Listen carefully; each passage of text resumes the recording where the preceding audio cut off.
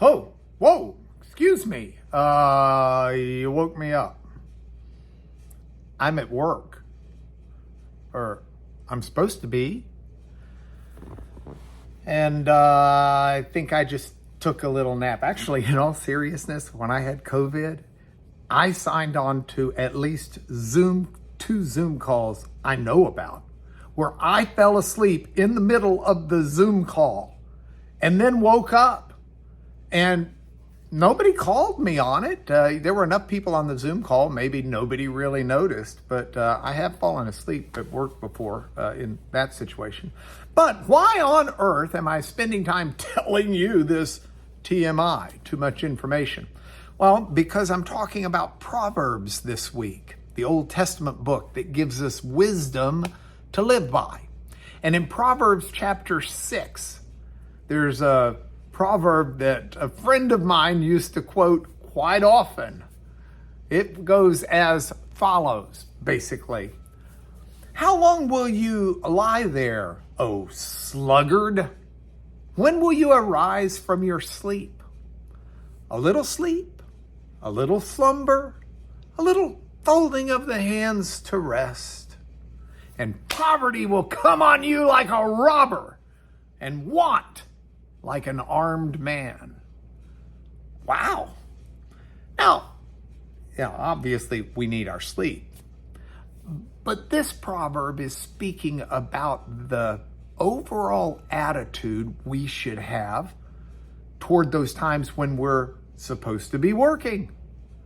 Sometimes you got to set the alarm and get out of bed. Sometimes you got to put your, what's the old expression? Keep your nose to the grindstone and you'll soon make a point. You gotta do the work that's in front of you. You know, my buddy Richard Arsenault sent me a video one time to watch of I think it was an admiral giving a commencement address at the University of Texas. It was so good, I got the book that the admiral was speaking from. But the admiral was giving basic rules he learned in life, in not spring training, that's football, in basic training, basic camp. And I've commented on those, I think a couple of years ago in Video Thoughts for the Day, but one that sticks out in my mind is he says, every morning, make up your bed. It's a simple thing that if you do and do it well, will get your mindset on accomplishing things during the day. Everybody can make a bed. You can always accomplish that. So it gets you started first thing in the morning in an accomplish the task mindset that should be pervasive then throughout your day. You know, it's the same kind of principle. The principle is one that there's a time for work and getting things done, and there is a time for rest and sleep, but we shouldn't be confusing the two. So where does this have me today? Well, I got some chores I've got to get done. I've got some work at the law firm. I've got some work in my personal life and my family. I've got chores to do. And I'm going to do them. I'm going to set my face to the wind.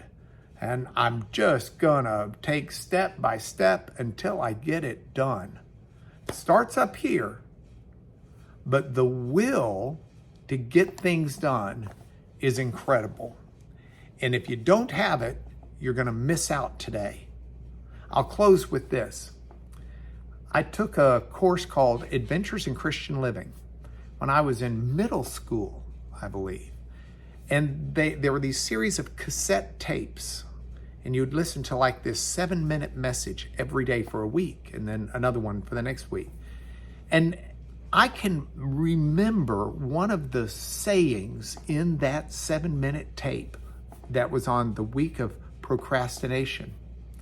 And here's what it was. It said, I know men in the ranks who will stay in the ranks. Why? I'll tell you why. Simply because they don't have the power to get things done. So make today a day to get something done. Don't procrastinate. Get on that to-do list. Why? If for no other reason than this is your video thought for the day.